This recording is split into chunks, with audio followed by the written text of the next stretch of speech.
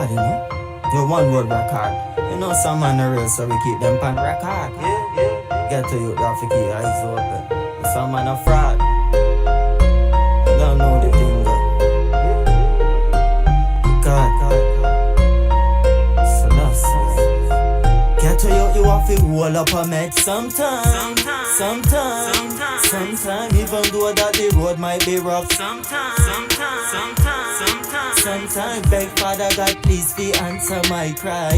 Be my refuge, guide and protect I. Lead me to the rock that's higher than high. Help me fight against who fight against I.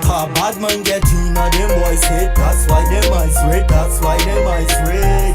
Bad man get in a them boys hit. That's why them eyes red. That's why them eyes red. You see envy get in a them boys hit. That's why them eyes red. That's why them eyes red. Envy get in a them boys hit. That's why them eyes red. That's why them eyes red.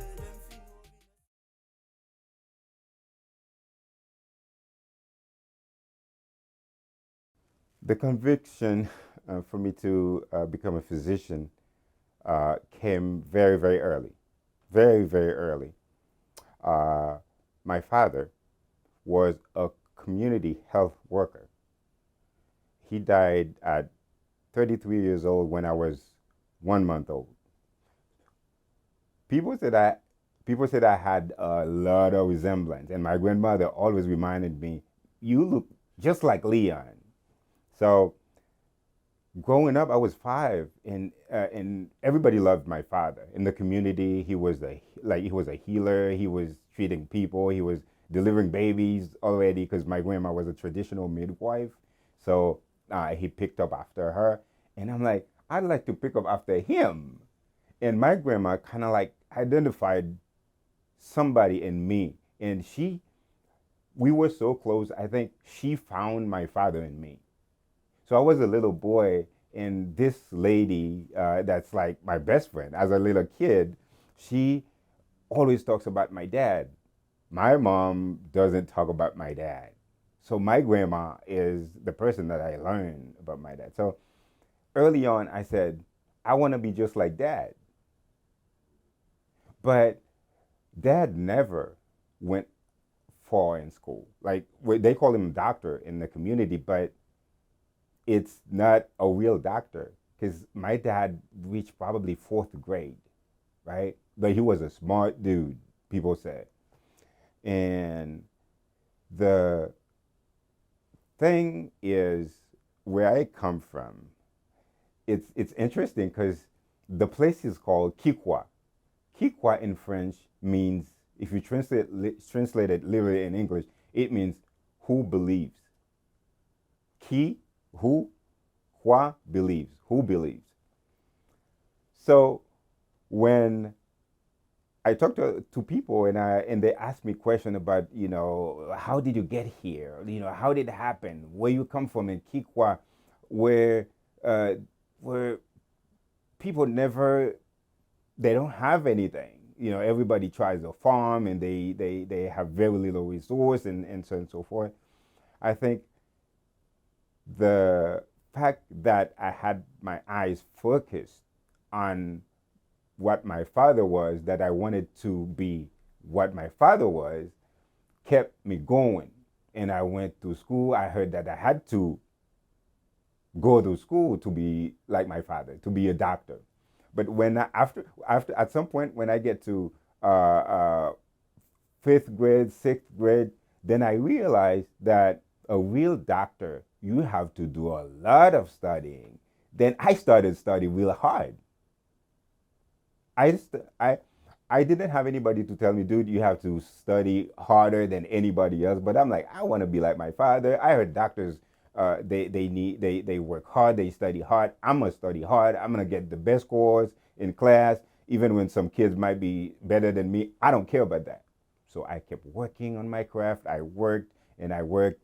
My brother and I, we were always studying in the middle of the night with our Kindles because we didn't have electricity. Mom had to buy Kindles and kerosene. We used those lamps to study.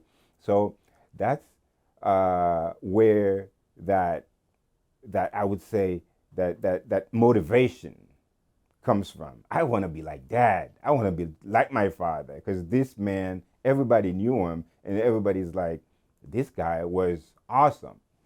And after I finished primary school, there was a blur. There was, where do you go? What do you do from here? There was no high school in the area. So fortunately, I worked so hard that I scored higher than, like, like thousands of kids in different districts. District where kids had television, lights, and electricity and everything. I didn't have anything, but because I knew I had to do something major, uh, I was aware that the missionaries would offer some support and resource to whoever would score the highest. I went for it, and I won it, and that's how I ended up going to high school. Because my brother, unfortunately, he wasn't that lucky. He had to walk 3 hours each way to the closest high school. Um, so I didn't have to do that. I lived somewhere remote from my family, unfortunately, with some depressing nights.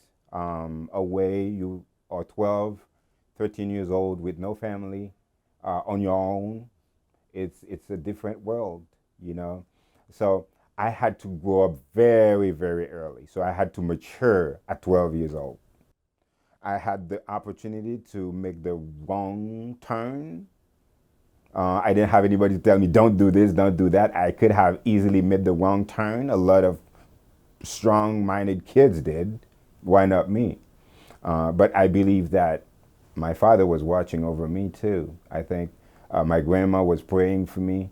I think there were a lot of things that were in place for me to get where my destination was supposed to be. And I call it an exception because there's a lot of other kids that were as smart, or if not smarter, that didn't have the chances that I had. So it reminded me. I would go back when I first started medical school, and I will get back to that. But when I first started medical school, I was interested in mobile clinics. Like, I was interested in going back and help people and so on and so forth. But before I started that, I remember I was going back home on the weekend with my cousin. We were walking because there's no traffic, there's no transportation. We were walking hours from Kenskoff to Kikwa. And when we got to a place called Gode, it's between where I was born and where the main city is, where the electricity, transportation, and so on. There's an old lady. She came out of her house because we stopped to buy some water. And the lady came, older lady. She's on a cane. She was probably in her like 80s somewhere. She came and looked at me. She said, like, "This kid look like Leon." And she's like, "Are you Leon's son?" And I said, "Yes, ma'am." She's like, "Your father saved my life. Your father saved my life." And I became so emotional that day. I became so, I couldn't believe it. I felt like there was a force behind me. Like, that lady, like, she's in a community where everybody knows her. I found out my father did something that I don't know what he did, but she said, "Leon saved my life." And she's looking at me. I look like Leon. I feel like I am Leon. I think that was one point when I was early in medical school, struggling. Everybody that goes to medical school struggle. And I had a job while going to medical school, a night job. So I go to school during the day and I worked at night. So I had my own struggle in medical school, but I felt like there was a force, like there was this booster that I got from that lady. And she said, "Your father was an amazing man. He helped everybody." And then I'm like, all right, that's it. That's it. So I went on, I visited my family, and after the weekend, I returned to the mission where I was living and continuing my journey. And right before I graduated from medical school, like 2 years before I graduated from medical school, then I started doing my own mobile clinics. So I would gather a lot of medications, and I would take some medical students with me, and we would go and treat their blood pressure, give them medication for their asthma, and give them. There's not a lot of diabetes, unless it would be type 1 diabetes. But there's not, people based on, they don't have that. Type 2 diabetes is something that has a lot to do with habits, right? So, but we would treat everything, right? We would treat, we would give them medication and treat them, and then when we come back, they're doing better, and that's the payback. That's the gratification moment, like when you go back and you see them. And one thing that's very important, they have pain. You give them Tylenol, and they would give you a hug, because for them that's everything. You give them something that helps them with the pain. It doesn't matter if it's not strong. You give them what you have, and they're very grateful for it. So those are times where I was very convinced that medicine was my call, and my conviction to follow my father's step when I was only 5 years old was already paying off. I am a person who rejoices in other people's joy. I fuel from the smile on their face, and that's what makes me feel like, okay, I need to do that for more people, and more people. And this smile really could change a bad day, or could mean so much that at one point you realize that is who you are. You are there to make people, not just to make them smile, but to make a difference in their lives. And I understand that early, and because I was in an environment where I was given the chance to have so many people in need. It's a blessing for me. I know it's unfortunate that they are in dire situations where they don't really have resources, but for me, it's an opportunity to serve. And the need is there, and the need was there, and the need is still there. So after I graduated from medical school, I had some help to build a clinic, but it was not easy. I had a lot of mobile clinics, but at some point I said, I need to build my own clinic. When I said my own clinic, the community's own clinic. But I'm like, you just 27 years old, you haven't really gone to, I was 28 years old, you were not even a full-fledged doctor, because out of medical school you still need some experience. But I wanted to build a clinic for other people, and where there is a will, there will be a way. Because at one point I was about to move to the States. I'm like, okay, I'm gonna move to the States because it looks like this is not gonna happen. I don't have the resources. And I got a call that somebody told me, oh, there's a friend of ours that wanted to send you some money because they heard you doing some work in Haiti. They send you $25,000. I had the check. I'm like, what? Yes, they said, this Canadian friend of yours send you $25,000 for you. Okay, for you, it's your money, because you've been doing a lot of things. You need to spend the money on you. I'm like, yeah, I'm gonna spend it on me. Yeah. So I took that money. I went back to the village, and I talked to the local pastor. They said you could use the church. So I repaired part of the church. I turned it into a clinic, brought a nurse with me, brought people with me. So that's how we started Woods in Action Community Clinic. And We saw patients. I had friends that were traveling from the United States and Canada too, physicians and nurse practitioners that would come and volunteer with me at the clinic. At least once a year, we would have one medical team that comes and sees hundreds of patients, giving all kind of medications and put all kind of smiles on people's faces and treat them and see them get better before we come back. And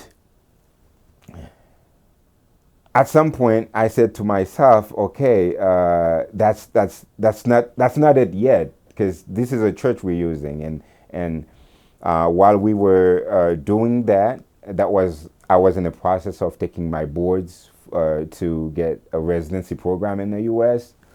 So I was planning to leave the country, but at least at that point, I started something that was going to be there for the community if somebody gets sick. So as I was working in Haiti, I was studying for my board. So I would travel, take my boards, and go back to Haiti. Travel, take my boards, go back to Haiti. Travel, take my boards. And after my third exam, I was ready for a residency. And I moved to Kansas City. So I get matched at KU. I went in a family medicine program at KU. And that's when some people said, "Hey, Claude, you're not going back to Haiti. You're going to get in the U.S., you're going to be comfortable, making doctor's salary and stuff. You won't go back to Haiti." One of my very close friends, who was a missionary that I met later on, who actually raised funds to pay my medical tuition at Notre Dame University of Haiti. Her name is Dixie Bickle. Dixie said, "Claude, you're not coming back here. I know." She's like, "As a nurse who's practiced in the U.S., I know doctors. You'll go to the States. You'll stay." And so, I'll be back. And she's like, "Okay, I'm here." She lived in Haiti, so she's like, "I will see when you come back." And then it took me 3 months. No, not 3 months, 2 months after I started residency to be on my first trip to Haiti. So we started residency in July. In September, I remember September the 9th, I was in Haiti with my first mission. I had a rough rotation the month before. And then I was already in Haiti with some doctors doing doing medical mission.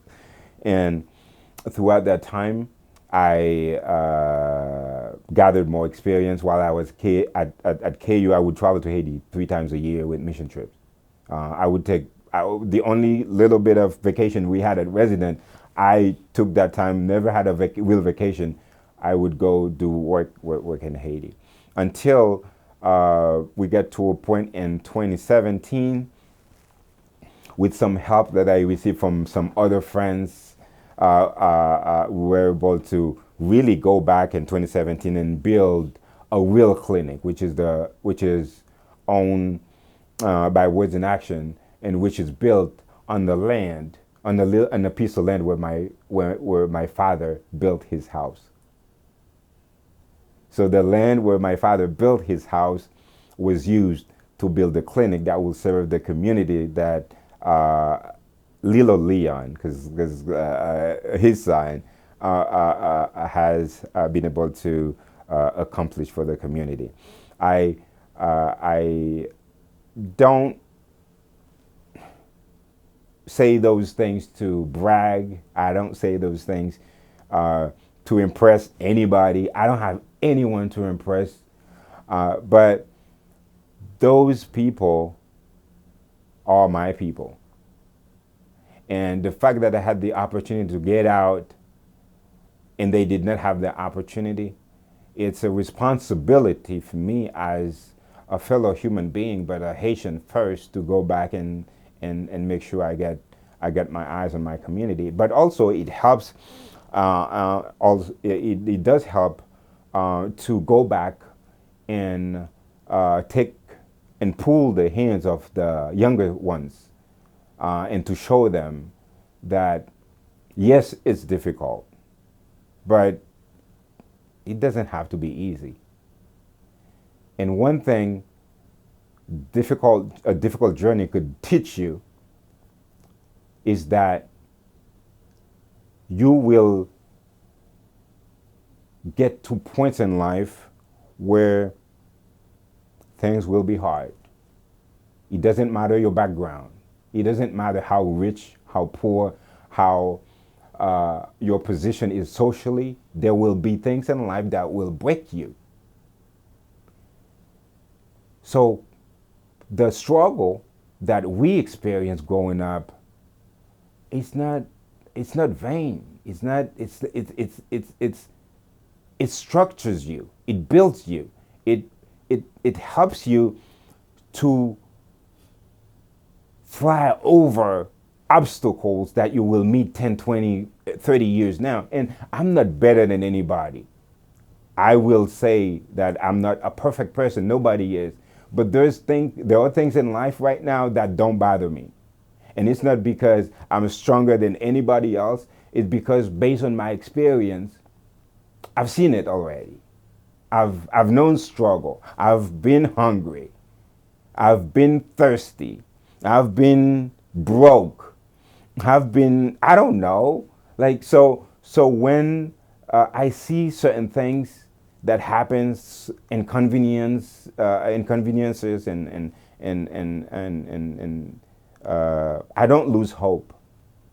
I don't lose hope because I know it's not always rosy. It's not always bright when you're doing something right, when you are working to make a difference. Even when you're working on your personal life, it takes work, and the experience that you have, it really forges you. It gives you the personality to be able to face certain situations in the future. So I take great pleasure to go back to the community and start things with the youth. I love working with the youth, and the kids, they usually are very receptive of my approach because I was one of them. And when I go, I still sit with them in the same places that I used to sit when I was little. So they know. I know what I'm talking about when I talk about hustle, struggling, and grind. They know I'm not lying. I'm telling them about my experience, and that if I could do it, at one point I had a little campaign that said, if I could do it, you can. So I went to the schools there and shared that mindset with the kids. And there's a lot of children now that have a lot of things. Through Words in Action, there's kids that benefit scholarships. So to go back to really one thing that motivates me, and going back to my experience at Kansas University, I remember, and I still have that at home.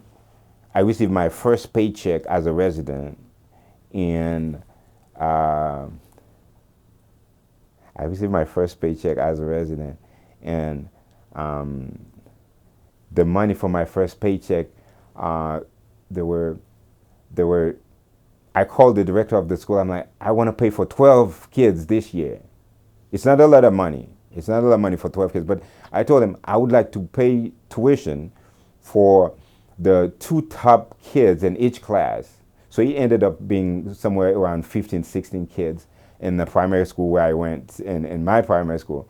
Because the goal was, I always feel like every kid needs a hand, like we need some help, especially in the situation. But it's a shame. If a kid is already smart and they look like they have no way of getting out. And I'm not saying that I was smart, but I studied hard. I studied a whole lot more than the other kids. So I had really great result, great score. But I did it for those kids because I really wanted to give them a chance. And I felt bad sometimes, and like, everybody counts. Why did you have to do the top two ones? But at the end of the day, it was a great decision, because one of them, for example, this year is graduating as a nurse, and she's so smart. She's graduating as a nurse. So I will continue to do this work. And this movement, the sponsorship program, started after my first year in residency, when I did that, and then I put it on Facebook, and some friends would send me a little money and stuff like that. So the next year we'll send 50 kids to school, and then to 100, and so on. So until now, we're trying to help a whole lot of kids in the community to go to school. But this is something that I plan with the books, with fundraising that we're trying to do with the books, to send more kids from Haiti to school.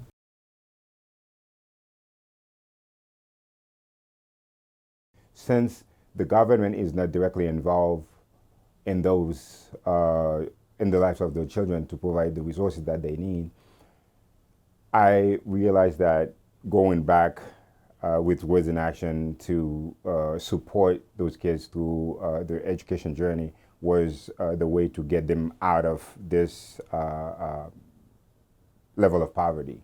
And so Words in Action started the school sponsorship program in 2012 for those specific kids. But what I would like folks to understand, I mean, there's not just kids in Kikwa, where I come from.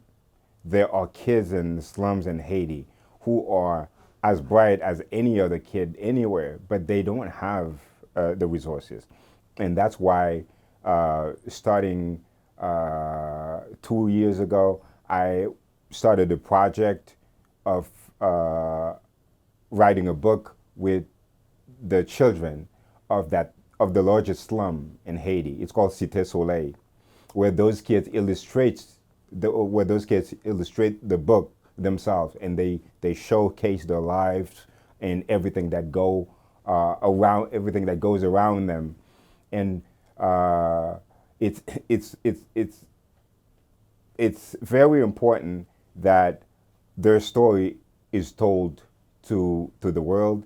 And while we're telling the world the story, we can capitalize on it by using the proceeds that we get from selling those books to go and invest it in their education and resources and so on and so forth. So we plan to extend or expand the education program out of my village, out of Kikwa. And when we do that, we will be able to make a bigger impact, not a bigger impact in the lives of those kids. And fortunately, we are dealing with a population that is really thirsty for knowledge, for education, and because they have this willingness in them to learn, and all that's like is resources, then we can say, well, we're going to provide the resources, and you do whatever you can to be successful on your education journey. So my hope is by 2034, we're in 2024, 2034, we have a legion of young people. We have a legion of people ready to take over, because I'm not going to be there forever. The people who support me are not going to be there forever. They're going to be the one that the next generation to pick up after us. And the goal is to give them the willpower, to pass the willpower to them, so they could create and work to raise the next generation that comes after them. So that's the plan of the education program. The more kids we are able to send to school with those books, the more kids we reach, the better it is for the community, the better it is for the country, the better it is for the world.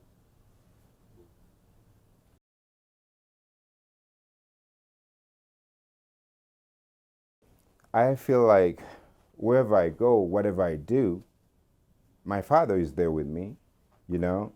Uh, he might not be here physically to give me a hug.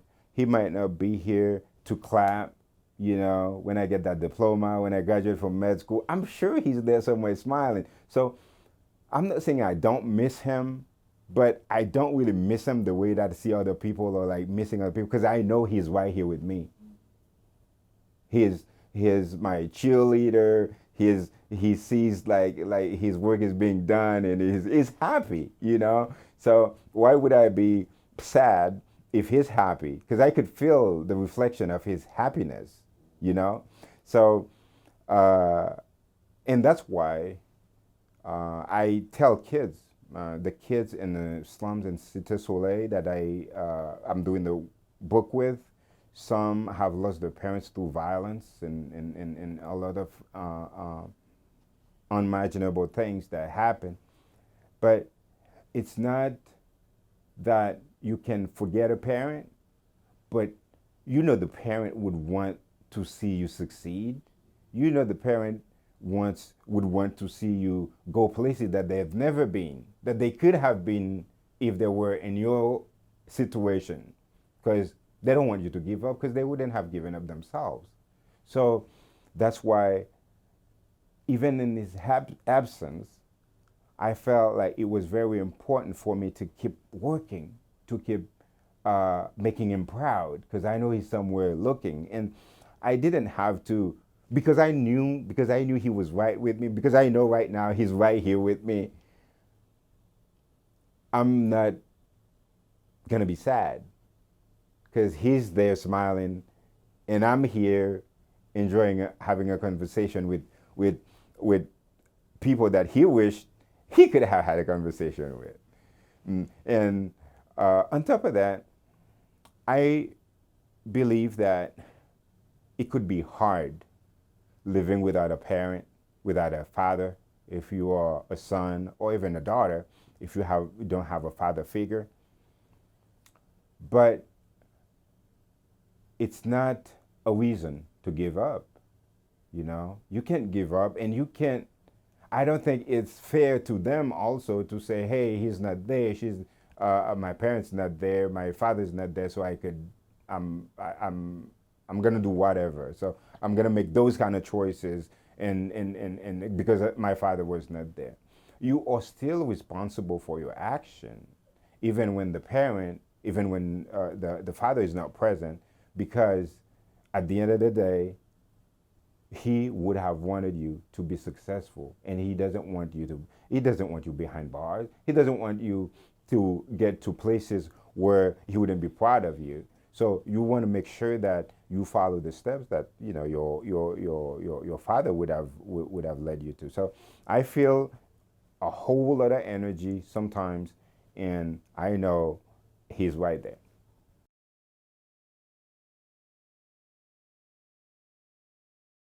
In Haiti right now, there's a lot of turmoil.